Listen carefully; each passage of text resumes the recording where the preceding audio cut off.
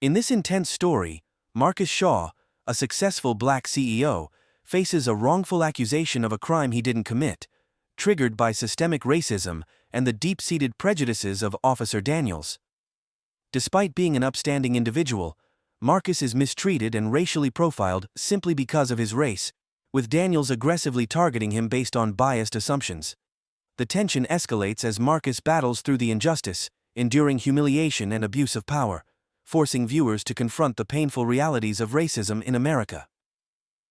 The late afternoon sun filtered through the thin blinds of Mama Louise's diner, painting streaks of faded gold across the black and white checkered floor. The diner sat quietly at the edge of Mill Creek, a small town steeped in history and ghosts. It was the kind of place that time hadn't bothered to touch. The booths were lined with cracked red leather. A jukebox stood against the far wall, humming its own silent nostalgia, and the air carried a lingering scent of bacon grease and burnt coffee. A bell above the door jingled softly every time someone entered, a sound that announced strangers in this tight-knit town, like an alarm. Today, however, the bell rang for someone who wasn't a stranger at all, at least, not to the world. Dr. Julius Warren stepped inside, stooping slightly as the frame of the door seemed too small for his towering presence. He wasn't just tall, he carried himself with an effortless grace that made him seem larger than life, even in the simplest of spaces. His dark suit was impeccably tailored, yet simple enough to suggest it wasn't meant to show off. The dark charcoal fabric clung to his broad shoulders, the cuffs of his crisp white shirt peeking out just slightly. He looked like a man of power, wealth even. But Julius never leaned into those assumptions. He was a man who had been raised to believe that success was meant to be shared, not flaunted. At 45, Dr. Julius Warren was a name people whispered with reverence in medical circles. A world-renowned cardiothoracic surgeon, Julius had saved hundreds of lives across his career. He had been in magazines and on panels, earned awards, and attended galas where the champagne never stopped flowing. Yet, none of that mattered here. In Mill Creek, where the line between past and present often blurred, he was still just Julius, the boy from the wrong side of town, who'd left, and, to their surprise, returned. He moved through the diner quietly, his polished leather shoes barely making a sound. Heads turned, as they always did. An old man in a cowboy hat gave him a cursory glance from behind a newspaper. A young waitress near the counter whispered something to a co-worker, her eyes flicking toward him before darting back. Julius gave them a polite nod before sliding into the last booth near the window. It was his favorite spot, a place where he could see everything but remain unseen. He came here often when he visited his hometown. Mama Louise's reminded him of something he missed about simpler days. Plus, it served the best sweet tea in the county. "Dr. Warren," a voice interrupted his thoughts. He looked up to find Mama Louise herself standing at the edge of the table, a woman whose age was as mysterious as her smile. Her apron was dusted with flour, her sleeves rolled up to the elbows. "Back again, huh? You know you can't resist my peach cobbler." Julius smiled, the kind of smile that felt warm and effortless. "You know me too well, Mama Louise." She chuckled. "One tea, extra ice, and a slice of cobbler, I'll fix it up." She started to turn but paused, looking him over as if checking for cracks. "You doing all right?" "Doing just fine," Julius replied, though he didn't miss the flicker of something in her eyes. Concern, or perhaps knowledge of the unspoken undercurrents of this town. Mama Louise left without pressing further, and Julius leaned back against the booth, watching the room. The townsfolk who filled the diner were a cross-section of Mill Creek life. Farmers, mechanics, small business owners, men with dirt under their nails, and women who carried their burdens in tired eyes. These were Julius's people, yet they often looked at him as if he were an intruder. There wasn't outright hostility, just a quiet suspicion that clung to him like smoke, and he understood it. To them, he was the boy who had escaped, who had achieved the impossible. People like Julius Warren didn't come from Mill Creek, and they certainly didn't come back. It was the kind of town that liked to keep things predictable, familiar. As he sipped his tea, Julius couldn't help but notice a pair of men seated at the counter just a few feet away. They weren't familiar. Not to him. One wore a frayed baseball cap pulled low over his brow, the other a camo jacket zipped up to his neck, despite the mild weather. They sat hunched over their coffee mugs, occasionally whispering, occasionally glancing his way. Julius had grown used to these stares. Men like this didn't need to say much, their silence was enough to tell a story. "Doctor, huh?"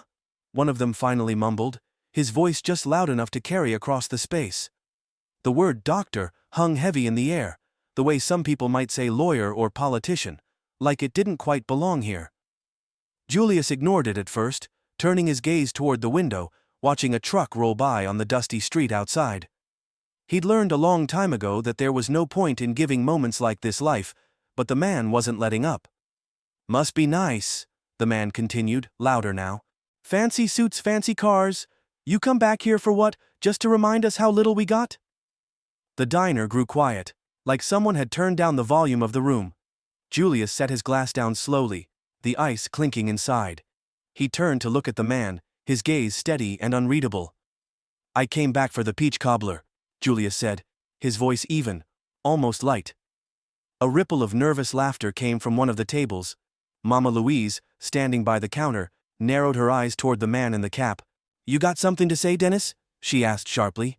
Dennis turned his eyes back to his coffee, muttering something under his breath, but Julius noticed the way the camo-jacketed man smirked, like it was a private joke between them. The moment passed, or at least the room seemed to think so.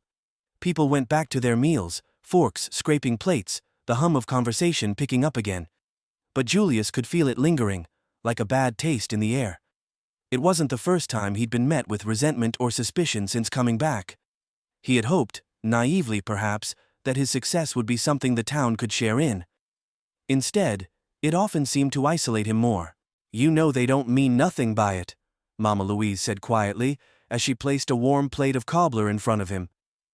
"Some folks just see a mirror when they look at you. They don't like what it shows them." Julius nodded, though the words sat heavy in his chest. "I don't come here to make anyone feel small," he said softly. Mama Louise's face softened. "I know, honey. But that's not your burden to carry." She patted his shoulder before walking back toward the kitchen. Julius picked up his fork, though his appetite had waned. Outside, the sun dipped lower in the sky, casting long shadows across the pavement. The two men at the counter paid for their coffees and left, the doorbell jangling behind them. As Julius watched them disappear down the street, his phone buzzed in his jacket pocket. He fished it out and glanced at the screen. A text message from his assistant back in Atlanta. "Call me when you're free. You won't believe this." Julius sighed, placing the phone face down on the table. Whatever it was could wait for now. He just wanted to sit with his thoughts, to breathe in the quiet of this old town, even if it no longer felt quite like home. The air in Mama Louise's diner had settled into an uneasy quiet after Dennis and his friend left. Julius forced himself to take another bite of the cobbler, though the sweet peach filling barely registered. He could feel the eyes on him still, fleeting glances from people who'd seen the exchange but chose to pretend otherwise. That was Mill Creek's way. Let the tension simmer below the surface, like a pot everyone was afraid to take off the stove. Julius's phone buzzed again, vibrating against the table. With a quiet sigh, he picked it up and answered. "Dr. Warren." "Julius, it's Maya." The voice of his assistant was sharp and clear, with an edge that made him sit up straighter. "I didn't want to call twice, but I think you need to know about this. Someone's stirring up trouble about you back home." Julius frowned. "Define trouble." "An article just dropped in one of those online tabloids. Nothing major yet, but it's spreading. It says you're under investigation for misappropriation of funds at the foundation." Julius felt a flicker of disbelief. "The foundation? That's absurd." "That's what I said," Maya agreed quickly. "But you know how these things are. A rumor starts and people run with it. We're handling it, but I thought you should hear it from me first." Julius pinched the bridge of his nose. "Keep me updated, I'll check in soon." When he hung up, he stared out the window, his thoughts racing. Misappropriation of funds. Julius had built the Warren Hart Foundation on transparency and integrity, values he held above all else. If someone was slinging mud, it meant they were trying to tarnish his name, perhaps even undo the years of work he'd put in to help underprivileged communities. Who would do this? Julius shook his head. He couldn't solve anything from the diner, not now. He had come back to Mill Creek to clear his mind, not to find more conflict. Yet trouble, it seemed, had a way of finding him. As Julius left Mama Louise's, the late afternoon sunlight had dimmed into a somber gray. The wind had picked up, whistling through the cracks of old buildings as he walked toward his car, a sleek black sedan parked a block away. It was the kind of car that stood out in a town like Mill Creek, where battered pickup trucks and faded sedans were more common. It had never been his intention to flaunt anything, but he had long since stopped apologizing for the life he'd built. As he unlocked the door, a voice called out behind him. "Hey! Hold up!" Julius turned, his hand still on the door handle. It was Officer Tom Grayson, a stocky man with flushed cheeks, who'd spent decades on the Mill Creek police force. Julius remembered him vaguely from his youth. Grayson had been one of those officers who always seemed to linger near trouble, though never quite in it. Julius didn't like the look on his face now. "Something I can help you with, Officer Grayson?" Grayson stopped a few feet away, his thumbs hooked into his belt. "Just curious about what you're doing around here, Dr. Warren." The title dripped from his mouth like sarcasm. "A car like this parked near Main Street tends to raise some eyebrows." Julius kept his tone calm. "I stopped for cobbler at Mama Louise's. Is that a crime now?" Grayson shrugged. "Depends on what you were really doing. We had a call earlier, something about a black sedan circling near the hardware store. Suspicious activity sound familiar?" Julius's jaw tightened, though he willed himself not to show it. "I parked here, I walked to the diner. If someone mistook me for circling the block, that's their misunderstanding." Grayson's gaze flicked to Julius's hands, to the car, and back again. "Mind if I see some ID?" Julius's heart beat hard against his ribs, but he kept his expression neutral.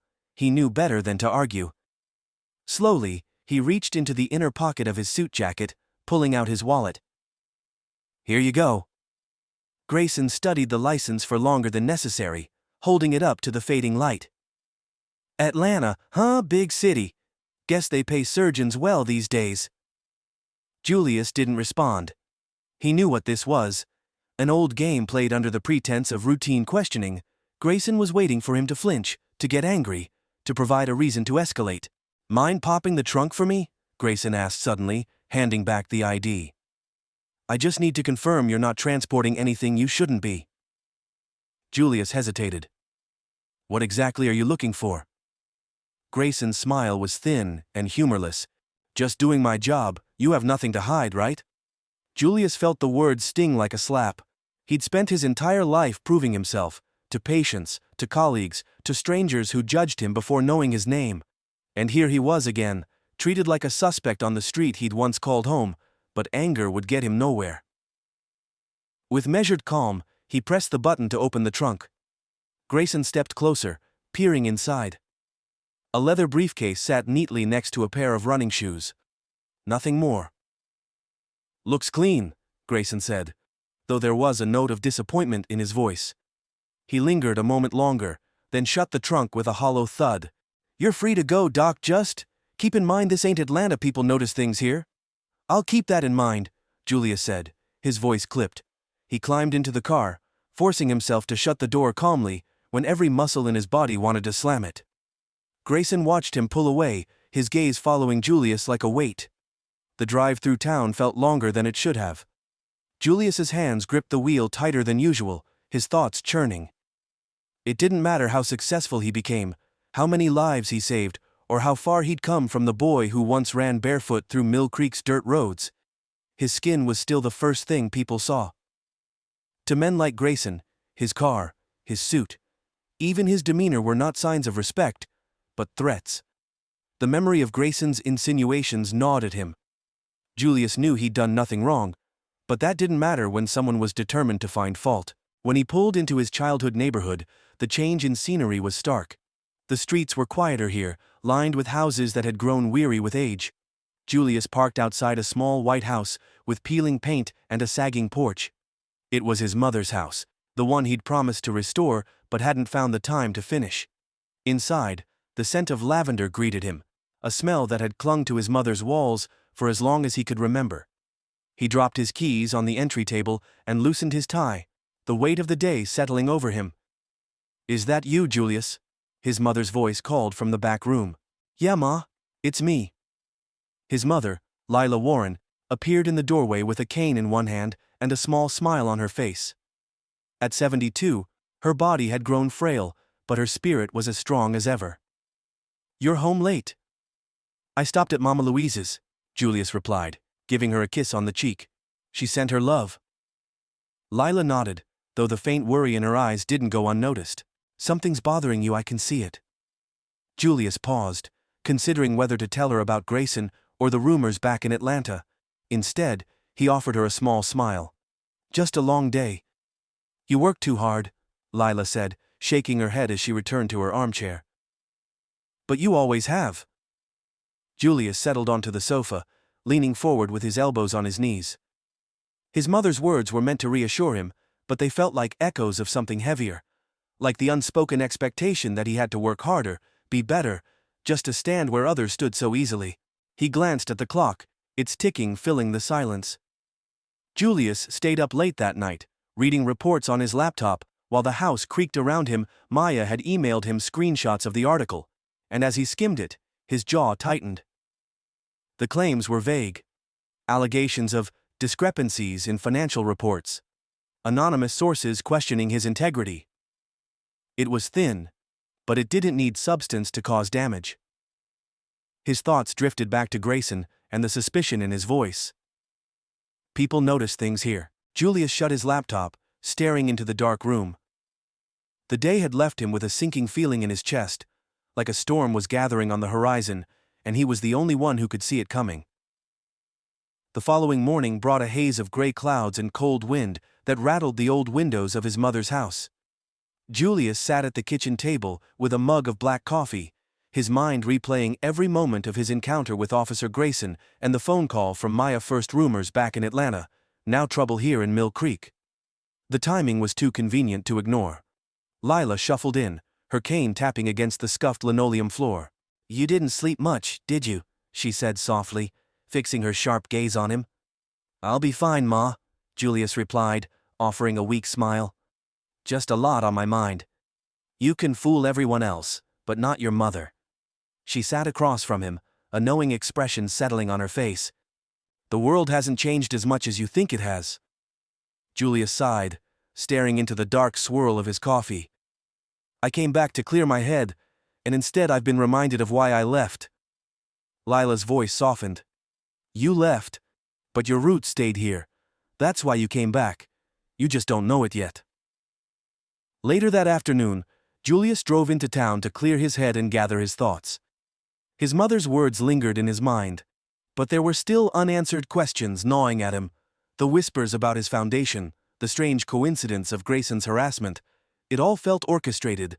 Pulling up in front of Mill Creek Hardware, he planned to grab a few supplies for his mother's house. Small repairs he could handle himself. The old hardware store was exactly as he remembered it from childhood. Shelves stacked high with tools, wooden floors that creaked with every step, and the scent of sawdust lingering in the air. A small bell jingled as he walked inside. A young clerk behind the counter glanced up, immediately looking startled at the sight of Julius. Sharp suit, polished shoes, unmistakably out of place in Mill Creek. Afternoon, Julius greeted. Polite but measured. Afternoon, sir, the clerk stammered. He adjusted his apron, his eyes darting around nervously as if searching for someone else to handle the situation. Need help with something? I'm just looking for a few tools, hammer, screws, patching materials, Julius said, keeping his voice steady. For a house project. Before the clerk could respond, the door swung open behind Julius, and heavy footsteps approached. He turned, his shoulders stiffening, as Officer Grayson stepped inside. Grayson's eyes landed on him immediately, narrowing into a glare that sent a ripple of tension through the room. Well, well, Grayson drawled, his lips curling into a smirk. If it isn't the good doctor, you following me now, or are you just doing some shopping? The condescension dripped from his voice like venom. Julius kept his face calm, though he felt his pulse quicken. Just picking up supplies, officer. Is there a problem? Grayson stepped closer, hands on his belt. That depends. We got a call about a suspicious individual in the area. A man matching your description, driving a black sedan. He glanced at the clerk. Sound familiar? The young clerk hesitated, clearly unsure whether to nod or shake his head. I didn't see anything. Julius exhaled slowly, refusing to take the bait. You're harassing me, Grayson. Grayson's eyes flashed with something dangerous. I'm doing my job, Doc, making sure nothing shady's going on in my town. Your town? Julius repeated evenly, his voice holding just enough challenge to make Grayson bristle. I'm here for a visit, not to cause trouble. Grayson stepped forward, his bulk casting a shadow. Well, see, that's the thing. You being here is trouble. Julius's fingers curled into his palms, every fiber of him urging restraint. He could see the game Grayson was playing, pushing, baiting, trying to break his calm. You're out of line, Grayson. The officer smiled coldly. You don't get to decide that. He turned to the clerk, jerking his thumb toward Julius. Call this in. Say we've got a potential trespasser with suspicious activity, I'll take care of him. The words hit Julius like a punch. Trespasser? His voice was sharper now, edged with disbelief. The clerk froze, wide-eyed and conflicted. Don't do it, Julius warned quietly, his tone low but firm. Don't let him drag you into this. Grayson's grin widened. What's wrong, Doc? You scared thought you were untouchable in that fancy suit. Julius stared at him, the blood pounding in his ears.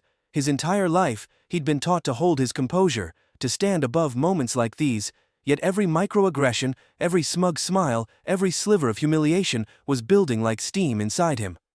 Grayson, Julius said, his voice a controlled growl, I'm telling you to stop. Grayson stepped closer again. Or what? Suddenly, the store's bell jingled as the door opened once more, and Officer James Mitchell entered. Mitchell, thinner, younger, and visibly more level-headed, took in the scene at once. His brow furrowed as he looked between Grayson and Julius. What's going on here? Mitchell asked, his tone cautious. Grayson straightened, turning to his colleague. We've got a situation here. I was just about to bring Dr. Warren in for questioning suspicious activity, possible trespassing. Mitchell frowned, glancing at Julius. Suspicious activity, he's at the hardware store. Grayson shot him a look. You don't know what you're talking about, Mitchell, stay out of this. Julius finally spoke, his voice resonating with authority. This is harassment, Mitchell. I've done nothing wrong, and he knows it. Mitchell hesitated, clearly torn. Grayson, maybe we should… I don't need your input, Grayson snapped, his voice rising with anger. This is my case. At that moment, Grayson stepped forward, reaching for Julius's arm instinctively. Julius pulled back, his voice sharp. Don't touch me. Grayson froze, his face darkening. You just assaulted an officer. The accusation echoed through the quiet store like a gunshot. Julius's heart dropped, even as disbelief lit up his face. You're lying, and you know it. Grayson's lips curled. I don't see anyone else here who's gonna back your story. Enough, Mitchell interjected, stepping between them. Grayson, you're overstepping, back off. Grayson's face twisted into something ugly. What did you say to me? You heard me, Mitchell said firmly. I'm not letting you railroad him. For a beat, no one moved. Grayson's chest heaved with rage as his eyes darted between Mitchell and Julius. But he finally stepped back, his voice dripping with venom. Fine, have it your way, Mitchell, but don't come crying to me when this bites you. He turned on his heel and stormed out, the bell above the door clanging violently. The store fell silent, except for the clerk's shaky exhale. Julius turned to Mitchell, his composure barely holding. Thank you. Mitchell met his gaze, guilt flickering in his eyes. This isn't right, Dr. Warren. It's not right at all. Julius nodded once. Then help me fix it. Mitchell looked hesitant. What do you mean? I need proof, Julius said, his voice steady despite the storm in his chest. Proof that Grayson's targeting me. I need someone willing to stand up against him. Mitchell swallowed hard, glancing over his shoulder as if to make sure they were alone. You're asking me to take a risk, Doc.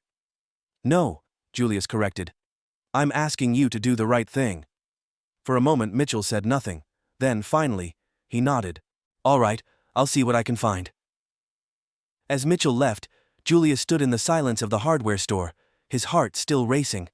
He knew Grayson wouldn't stop. Not until he'd made Julius a villain. But the tide was turning, and Julius was ready to fight back. Outside, the wind had picked up, whipping through the streets like an omen. Julius climbed into his car and gripped the wheel, his thoughts focused, his resolve unshakable. He'd spent a lifetime proving his worth, his excellence. Now, he would prove something else, that no matter how far a man like Grayson pushed, he wouldn't break. Julius exhaled sharply and started the car.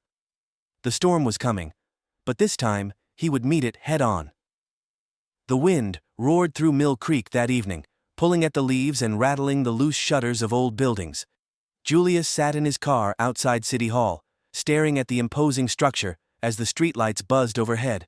A storm was building, both in the sky and within him, and he could feel the weight of the day's events pressing on his shoulders. After Officer Grayson's unwarranted aggression at the hardware store, Julius had driven aimlessly for hours, trying to steady his thoughts, but now he was done being passive. This wasn't just a personal attack anymore, it was something bigger, a symptom of a rot that had gone unchecked for far too long. Grayson wasn't acting alone. There were cracks in the system of this small town that everyone seemed content to ignore, and Julius could see them widening. He had no choice but to fight back.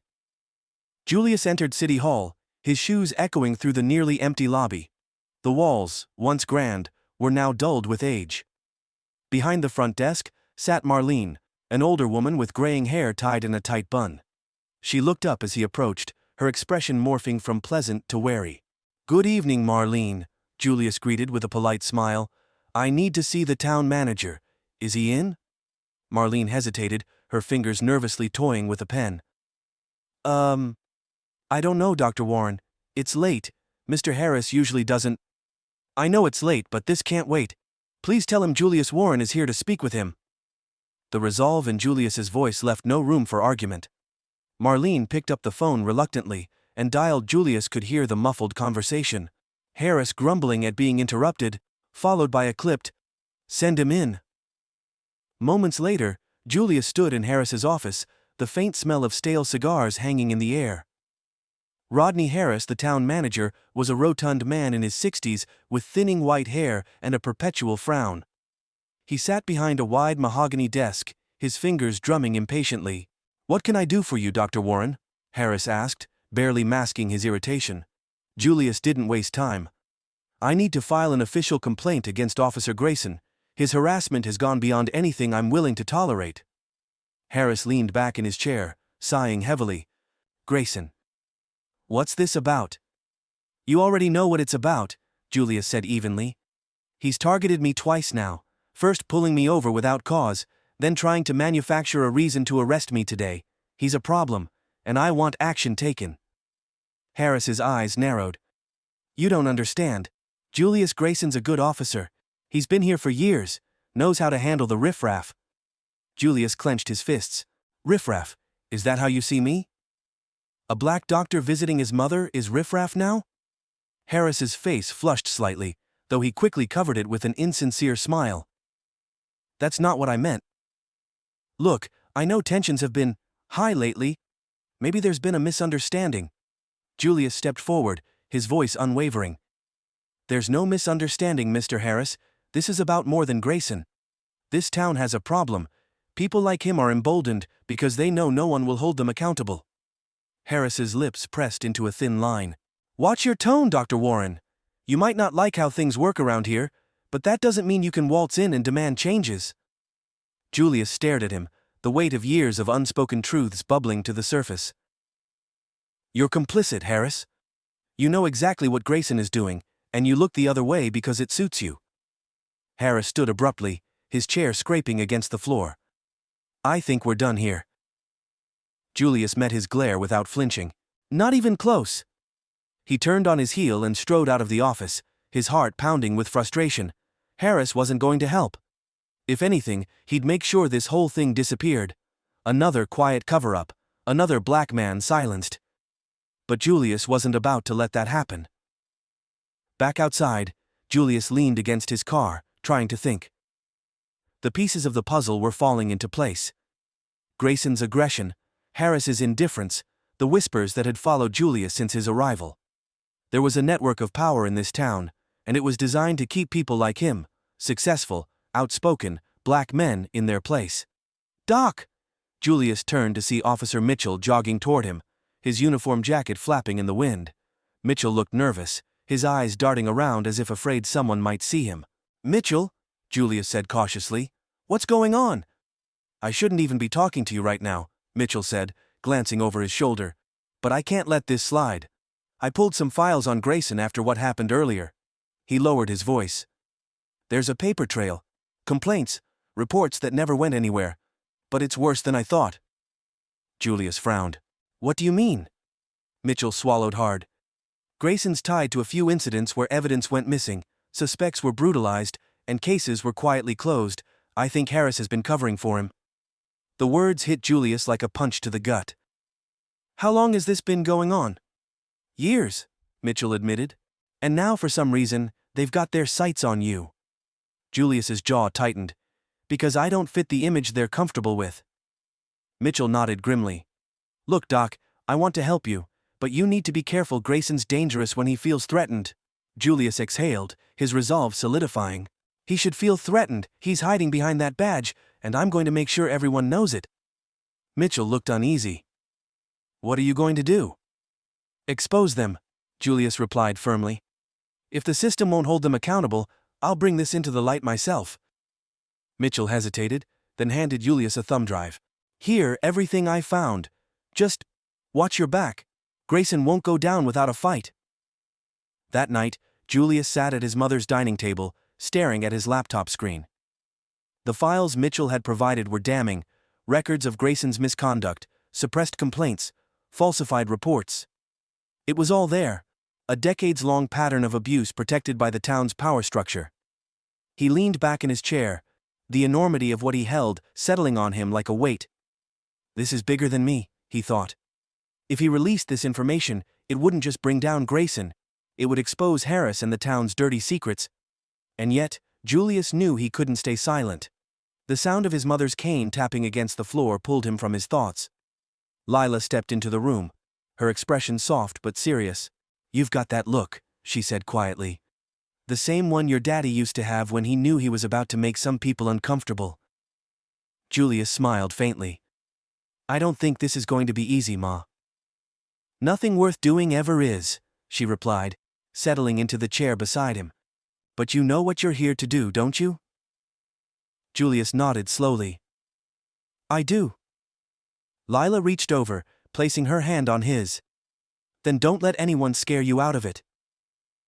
Julius looked at his mother, her strength shining through the lines etched into her face. He thought of his father, of the sacrifices generations before him had made so he could stand here now. He wasn't just fighting for himself. He was fighting for everyone who'd been silenced before him.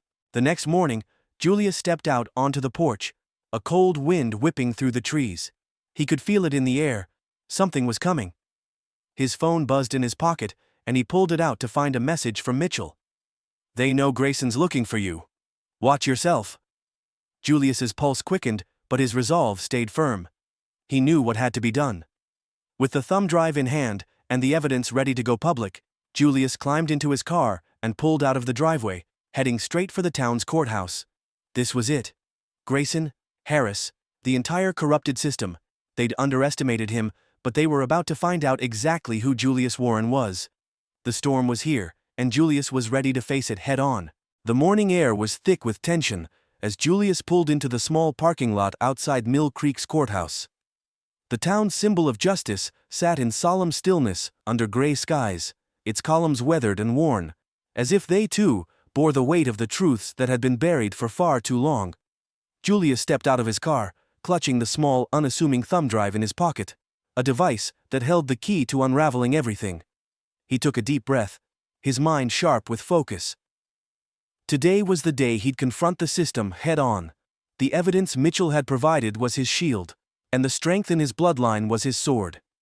His father's words echoed in his memory. The truth can only be ignored until it lands at their front door. He was ready to land it. The courthouse lobby buzzed with the low hum of routine lawyers, with briefcases, clerks shuffling papers, but as Julius walked in, every movement slowed. People noticed him not for his tailored suit or composed demeanor, but for the fire in his eyes. They could sense it. A reckoning was coming. "Julius Warren!" The voice stopped him in his tracks. Officer Grayson stood near the staircase, his smirk curling into something cruel. Clad in his pressed uniform, his badge gleamed, but his posture oozed arrogance. Two other officers flanked him, trying to look detached, but clearly in support. Julius could feel it. The entire courthouse had become their stage. "Where do you think you're going?" Grayson asked, his voice loud enough to draw attention from the others in the lobby. "To find justice," Julius said evenly, his tone like steel. "Something you wouldn't understand." Grayson's smirk faltered for just a moment before he chuckled darkly. "Justice from a man like you?" He took a deliberate step forward, towering slightly. "Funny how you people talk about justice when you're the ones always breaking the law." Julius clenched his jaw, refusing to take the bait. The room was growing quiet now. A small crowd was gathering. Clerks, bystanders, people with cases of their own. But no one said a word. They watched, curious, tense, unsure of what was happening. "Don't waste your breath," Julius said, his voice calm, steady. "I've got something to show the whole town, and when they see it, the days of you hiding behind that badge will be over." Grayson's eyes narrowed, and Julius saw something in them flicker, a mixture of fear and fury. "You don't know what you're talking about." "Oh, but I do," Julius countered, holding Grayson's gaze with a confidence that stripped away the officer's bravado. "You've been shielded for years, by people like Harris, by this system. But it ends today." Julius turned to walk past him, but Grayson grabbed his arm roughly. The sound echoed through the lobby like a gunshot, and gasps rippled through the crowd. "Don't you dare walk away from me," Grayson hissed, his voice low and venomous. Julius froze, the grip on his arm tight and bruising. He turned his head slowly, his voice a measured whisper. "Take your hand off me." Grayson held his ground for a beat too long, testing Julius, asserting his power. But Julius didn't waver. He stood tall, every muscle in his body coiled with restraint. For the first time, Grayson looked into his eyes and saw something he didn't expect. Control, determination, unshakable strength. Grayson released his grip, but his voice lashed out in retaliation. "You're making a mistake, Warren. You think you can come here and challenge me, challenge us?" His tone dripped with menace. "People like you don't belong here. You never have." Julius's chest tightened, the poison in Grayson's words reverberating through him. But instead of letting it consume him, he exhaled, cool and steady. "No," Julius said quietly, but his voice carried through the room like a roar. "People like you are the problem, and I'm done letting you hide." Grayson's face reddened, and he took an aggressive step forward. "Careful, Warren." "Or what?" Julius shot back, his voice rising just enough to demand the attention of everyone in the room. "You'll arrest me, beat me, shoot me. Isn't that your playbook? How many people have you silenced with that same badge you love so much?" The courthouse lobby was deathly still. Every pair of eyes was fixed on Julius and Grayson. The tension crackled, thick as a storm cloud. Grayson's hand twitched near his belt, his breathing ragged. "You're treading dangerous ground. And you've already fallen through it," Julius said, stepping closer, invading the space Grayson always dominated. His voice was sharp, deliberate, like a blade cutting through the silence. "I've got the evidence, Grayson. All of it. The reports you buried, the people you hurt, the crimes you committed under the guise of authority." Grayson faltered, his face paling just slightly. Julius could see the cracks beginning to form in his shield of power. "You're bluffing," Grayson said, but the confidence in his voice was gone. Julius reached into his jacket pocket and pulled out the thumb drive, holding it up for everyone to see. "This says I'm not," Grayson lunged. For a split second, the world blurred into motion. Julius stepped back as Grayson grabbed for the thumb drive, his face twisted in desperation. Before the officer could close the distance, Julius's voice thundered through the lobby. "Get your hands off me!" The words rang like a bell, shattering the air. Julius's voice echoed through the room, loud and powerful, and Grayson froze mid-step around them. Whispers rose like a tidal wave. People stared, pulling out phones. The courthouse was no longer his playground. It was Julius's battlefield. Julius pointed at Grayson, his chest heaving. This is what you do when the truth is about to come out. You panic, you attack, you abuse your power. He turned to the crowd, his voice carrying through the room. How many more of us will you silence before someone puts a stop to it? The murmurs grew louder. Grayson looked around wildly, his confidence unraveling. People were watching him, recording him. The authority he had used to instill fear for so long was slipping through his fingers like sand. This ends now, Julius declared, tucking the thumb drive back into his pocket. I'm taking this to the judge, and I'm making sure every last piece of this corruption comes to light. Grayson's face contorted with rage, but Julius stepped back, his composure unshaken. He turned toward the clerk's desk, his steps deliberate, his heart pounding like a drum. This wasn't just his fight anymore. The truth was out in the open, where it couldn't be silenced. Behind him, Grayson shouted something incoherent, his desperation boiling over. But Julius didn't turn around. He had already won the battle that mattered. Grayson's reckoning was on its way, and there was no stopping it now. Julius reached the clerk and handed over the thumb drive. This needs to go to the judge immediately, he said firmly. The clerk, a young woman with wide eyes, nodded and took it, glancing nervously toward the chaos behind him. As Julius stepped back into the crowd, he saw Officer Mitchell standing near the edge of the room, watching everything unfold. Their eyes met, and Mitchell gave him the smallest nod, a silent acknowledgement that justice had a chance. For the first time in days, Julius allowed himself to exhale. The storm was raging, but the light was beginning to shine through. Grayson might have been the face of the injustice Julius was fighting, but the system that propped him up was far larger, far darker. This was only the beginning. Julius had taken his stand, but the fight was far from over. The courthouse hallway felt longer than it had ever been, each step Julius took resounding like a drumbeat of war. His pulse was steady, his face calm, but inside, he was a storm ready to break. The thumb drive, the evidence, the truth, sat heavy in his pocket. He clutched it like a lifeline. The time for subtlety was over. It was time to bring Grayson to his knees. Grayson was waiting for him at the far end of the hallway, leaning against the wall like a king surveying his domain. A smug grin stretched across his face, but the tension in his shoulders betrayed him. The courthouse was buzzing, people whispering about the confrontation in the lobby, their phones still out, ready to capture whatever came next. The air was electric, alive with anticipation. You just don't know when to quit, do you? Grayson called out, as Julius approached, his voice dripping with contempt. Julius didn't stop walking. It's over, Grayson. Oh, you think so? Grayson sneered, pushing himself off the wall and stepping into Julius' path. His voice dropped to a growl. You don't have a clue what you're up against, men like you always think you can outsmart the system, but you can't. Julius stopped just short of him, their faces inches apart. The weight of the years of unspoken power struggles, silent humiliations, and buried pain seemed to condense into this single moment. Grayson stood tall, posturing like he always did, but Julius didn't flinch. The roles were changing. The balance was shifting. I know exactly what I'm up against, Julius replied evenly, and I know you're terrified because you're losing control. Grayson's lip curled, but Julius wasn't done. I have the reports you buried, Julius continued.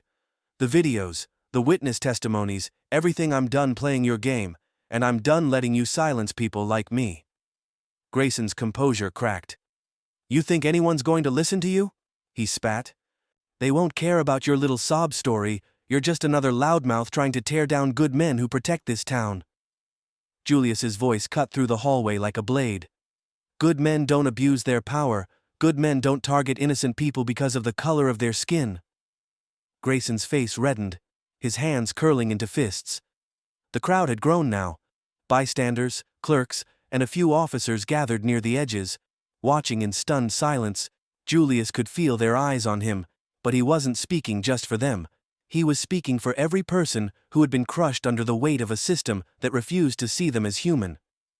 You're weak, Grayson, Julius said, his voice low but sharp. Your power only works when no one's watching, when no one's brave enough to speak up, but I'm not afraid of you. Shut your damn mouth, Grayson snapped, his mask of control finally breaking. Julius held his ground. You don't get to tell me what to do anymore. Grayson lunged forward, grabbing the front of Julius's jacket, his face only inches away. You think you can embarrass me? You think you can win? I'll destroy you before I let you tear me down. Julius didn't move. He let Grayson's anger fuel him. Go ahead, he said, his voice steady. Lose control, show them who you really are. Grayson froze, his breath heavy and ragged. The crowd was watching, some recording on their phones, the light from their screens reflecting off the marble floors. Julius could see it in Grayson's eyes. The realization that he'd gone too far, that his temper had betrayed him. You're done, Julius said softly, almost pitying him. Grayson released him, shoving Julius backward before stepping away, chest heaving, his face red with fury and panic. He turned to the crowd, his voice loud and defensive. You're all going to believe him. This man's lying, he's just another criminal trying to stir up trouble. Don't let him fool you. Julius reached into his pocket and pulled out the thumb drive. He held it up high, letting the crowd see it. This is the truth, he said, his voice booming through the hallway. Every lie, every cover-up, every abuse of power, it's all here. Grayson's face went pale. You don't? I do, Julius interrupted, cutting him off. And when the judge sees it, when the people see it, there won't be anywhere for you to hide. A murmur swept through the crowd, people exchanging glances, whispering to each other. Officers who had once stood, silently began shifting on their feet, their discomfort plain. Julius could feel the shift. The tide was turning, the truth was spreading, and Grayson couldn't stop it. You think you're a hero? Grayson barked, his voice cracking under the pressure. You're not! You're just another nobody who doesn't know his place! Julius stepped closer, his voice calm but full of conviction. I know my place, and it's right here, standing up to men like you. Before Grayson could respond, a commanding voice echoed down the hallway. What's going on here? Judge Donovan, a tall, stern figure with an aura of authority, strode toward the commotion, flanked by a pair of bailiffs. The crowd parted, making way for him. His sharp eyes swept over the scene, lingering on Grayson before settling on Julius. Mr. Warren, Donovan said, his voice measured. Care to explain why my courthouse lobby looks like a circus? Julius stepped forward, his heart pounding, but his resolve stronger than ever. Your Honor, I have evidence. Evidence of corruption, misconduct, and abuse of power in this very department. Donovan's brow furrowed as his gaze flicked to the thumb drive in Julius's hand. What evidence? Grayson jumped in before Julius could respond. He's lying, Your Honor. This man is trying to smear my name, to disrupt the good work we do for this town. Donovan held up a hand, silencing him. I'll decide what's true. He turned to Julius. What do you have? Julius held out the thumb drive. It's all here. Records, reports, videos, everything they tried to bury. The judge nodded to a bailiff, who took the drive and handed it to Donovan. We'll review this, the judge said, his voice cold and neutral. And if what you say is true, there will be consequences. Grayson's face was ashen now, panic flickering behind his eyes. Your Honor, enough, Donovan snapped. Officer Grayson, I suggest you take a seat. The weight of the moment settled over the room like a thick fog. Julius took a slow, steady breath as he watched Grayson back down, his arrogance cracking like glass under pressure. This wasn't victory, not yet, but it was a beginning. As Donovan turned and walked toward his chambers, the thumb drive in hand, the crowd began to disperse, the whispers growing louder. Some people looked at Julius with admiration, others with uncertainty, but none of them looked away. None of them ignored him. Julius stood in the center of the hallway, his shoulders back, his head high. He'd thrown the first stone. Now the system would have to answer for itself. As he turned to leave, he caught sight of Officer Mitchell watching him from a distance. Their eyes met, and Mitchell gave him a small, firm nod, a silent acknowledgement of respect. The fight wasn't over. The evidence would need to speak for itself, and Grayson wouldn't go down quietly. But Julius had done what he came to do. He'd forced the truth into the light, and for the first time in a long time, the system couldn't look away. Julius sat quietly in his office, the sunlight streaming through the tall glass windows, a soft golden hue casting long shadows across the room. The thumb drive that had caused the storm now rested in the hands of investigators, and the judge. Days had passed since the confrontation at the courthouse, but the echoes of that moment still reverberated through the community. A knock at the door broke his reverie. Julius looked up to see Officer Mitchell standing there, hat in hand, looking both proud and slightly uncomfortable. "Come in," Julius said, gesturing to the chair across from his desk. Mitchell stepped inside and sat down, clearing his throat as if searching for the right words. "They got him, Mr. Warren," he said finally, his voice steady, but tinged with emotion. "Grayson's been suspended indefinitely pending a formal investigation once the files were reviewed. Everything you said, everything he tried to hide, it all came to light." Julius exhaled slowly, a mixture of relief and the weight of vindication settling into his chest. "And the others?" "Some officers are being questioned," Mitchell admitted. "It's not just Grayson. This has exposed a pattern. Internal affairs is all over it. There's no sweeping this under the rug." Julius nodded, absorbing the words. He knew change wouldn't come easy. For every Grayson, there were others lurking in shadows, enabling the corruption, turning a blind eye, but exposing even one man had cracked the wall. It was a start. Mitchell hesitated, his fingers playing with the edge of his hat. "I wanted to say, I should have spoken up sooner. I knew something was off with him, with a lot of things, but—" "You were afraid," Julius finished for him, his tone understanding. "It's hard to challenge something that feels bigger than you." Mitchell's shoulders sagged slightly. "Yeah. But you didn't back down. You forced us to see what we didn't want to. That means something, Mr. Warren." Julius offered a small smile. "It's not about me, Mitchell. It's about the truth, and making sure no one else has to face what I did." Mitchell nodded, rising to his feet. "For what it's worth, you've got people watching your back now. Officers who want things to change. You've earned that." Julius stood as well, and extended his hand. Mitchell shook it firmly before heading for the door. As it clicked shut, Julius leaned against the edge of his desk, staring out the window at the city below. His fight had exposed cracks in the system, but he knew the road to change was long. The courthouse steps were buzzing with reporters the following day, their cameras trained on the heavy oak doors. Word had spread like wildfire. Grayson's misconduct, the videos of his abuses, the accusations piling up for years. He had been untouchable, shielded by rank, and a system designed to protect its own, but not anymore. Julius stood at the base of the steps, waiting for the moment the doors would swing open. He wasn't alone. The people he'd spent years mentoring, neighbors he'd grown up alongside, and allies who believed in his mission were all there. They surrounded him, their voices carrying the weight of a community finally ready to speak out. When Grayson emerged, flanked by his lawyer, his face was pale, his posture tense. Reporters swarmed him like bees, shouting questions he refused to answer. "Is it true you falsified reports, Officer Grayson? Will you resign from the department? Are you planning to plead guilty?" Grayson pushed through the crowd without a word, his arrogance replaced with something hollow and fractured. Julius watched him go, feeling no satisfaction in his fall, only resolve. Men like Grayson were symptoms of a larger sickness. His exposure was just the first step.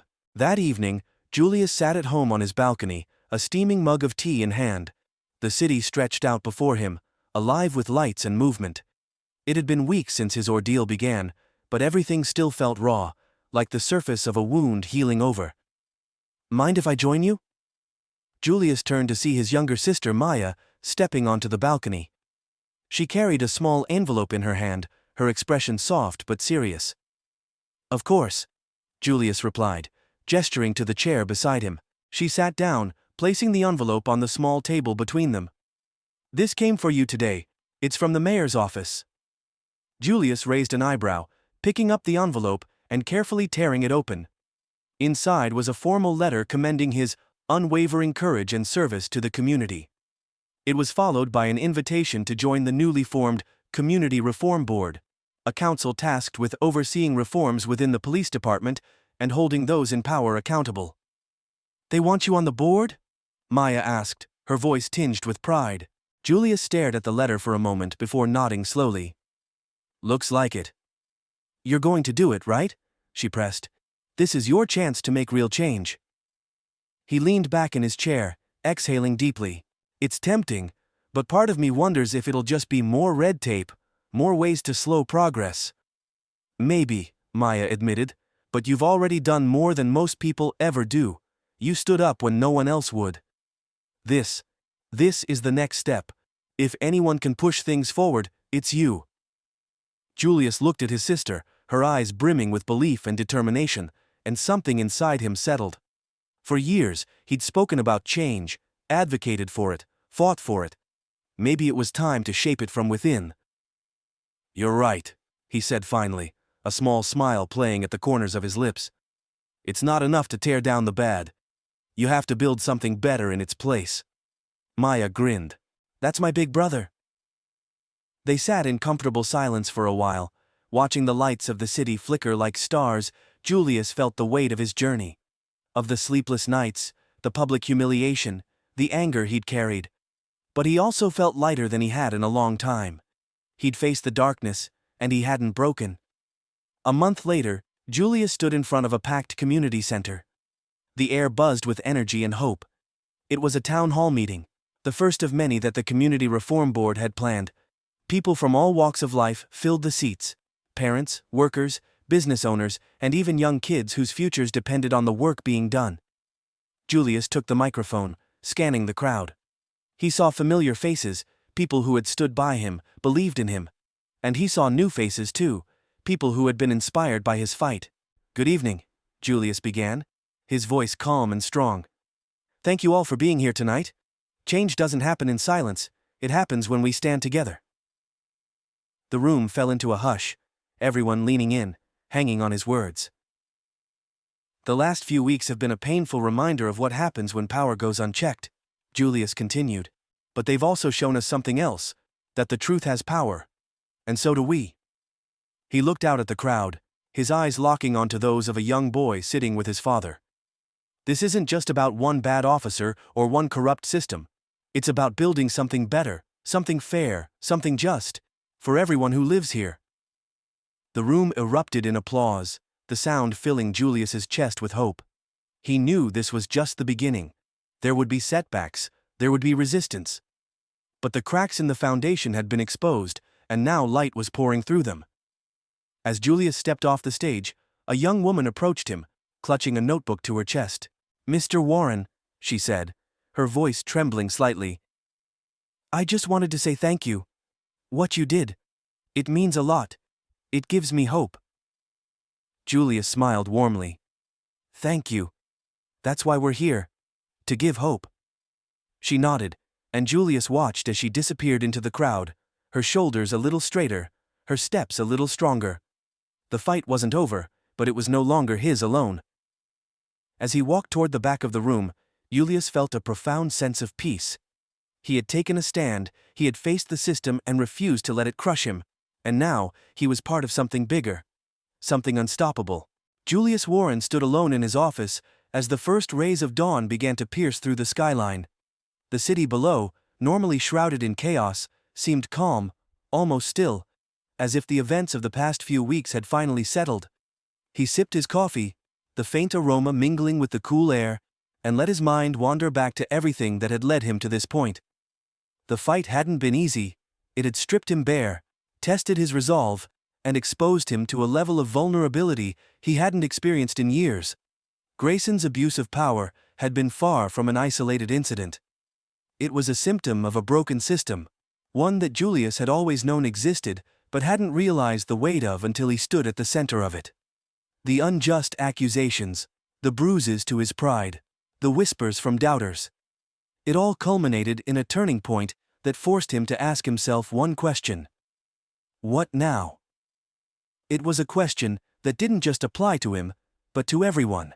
The days following Grayson's suspension and public exposure were filled with a mixture of relief and tension. Grayson had fallen, but the reverberations of his actions exposed cracks far deeper than anyone anticipated. Investigations were underway, not just into Grayson's behavior, but into the culture that allowed someone like him to thrive for so long. For Julius, the victory didn't taste sweet. There was no triumph in watching a man be stripped of his power, because the real triumph wasn't about one man, it was about creating a future where people like Grayson couldn't exist unchecked. Winning battles didn't end wars, and this war was far from over. In the days that followed, Julius poured himself into his new position on the Community Reform Board. It was strange at first, working alongside people who had once doubted him, distrusted him. But Julius had always believed in confronting systems from within, reshaping the very structures that had failed so many. The meetings were tense, filled with disagreement and friction, but Julius welcomed it. Discomfort meant progress. People were being forced to listen, to really listen, and that was more than he could have hoped for months ago. As he sat through those meetings, his mind often drifted back to the people who mattered most. The father holding his son on the courthouse steps, the young woman at the town hall who found hope in his actions, the men and women who'd come forward with their own stories. They were the reason he kept showing up every day. It wasn't about titles or recognition, it was about them. Months passed, and small victories began to emerge. Changes were set into motion within the police department, oversight committees were implemented, training programs were revamped, and officers who had long abused their authority were held accountable. For the first time, the community felt like it had a voice in a system that had silenced it for far too long. But progress didn't come without resistance. Julius knew that not everyone was ready for change. There were people who resented him for exposing the cracks in their foundation, people who believed he had overstepped or made things worse.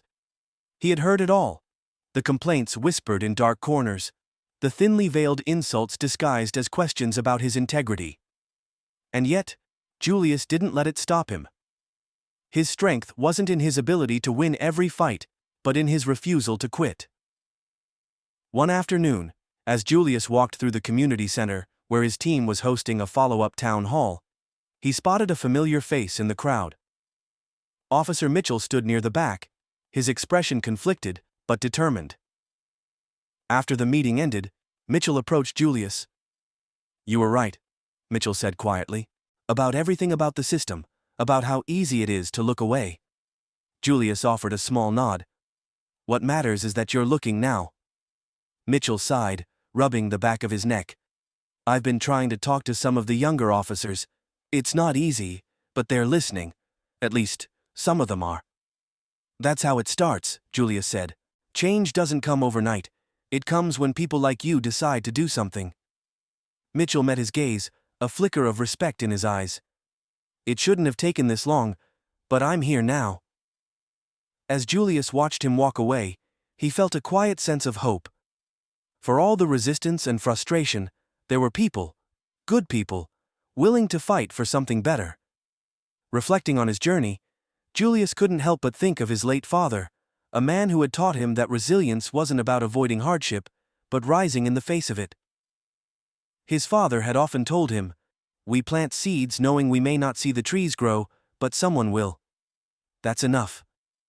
That phrase echoed in Julius's mind as he sat on a park bench, one quiet afternoon, watching kids play on the swings, while parents watched from a distance. He thought about how many of those parents worried about their children being targeted, judged, or mistreated because of the color of their skin.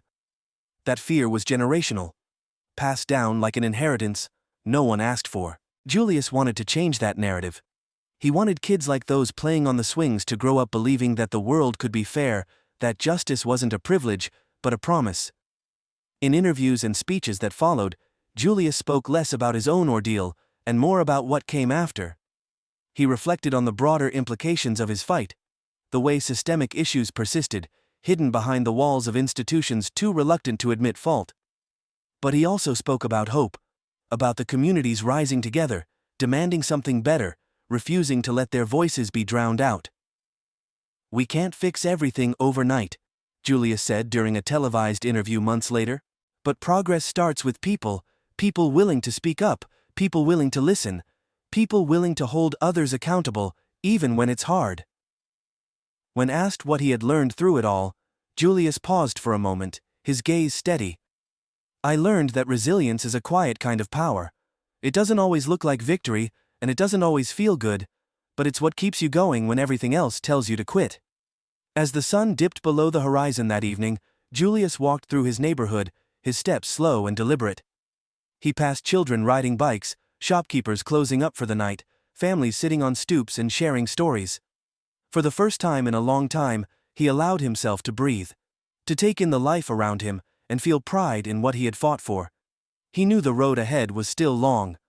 Racism, corruption, and injustice didn't vanish overnight, but he also knew he wasn't alone. The seeds he had planted were growing. People were standing up, speaking out, and fighting back. Not just for themselves, but for the generations to come. As Julius reached his front steps, he paused and looked out at the street one last time. The lights flickered on in houses all around him, and the hum of life echoed in the distance. Change was slow, but it was happening. And that was enough. With a small smile, Julius stepped inside, closing the door behind him, but leaving the light on.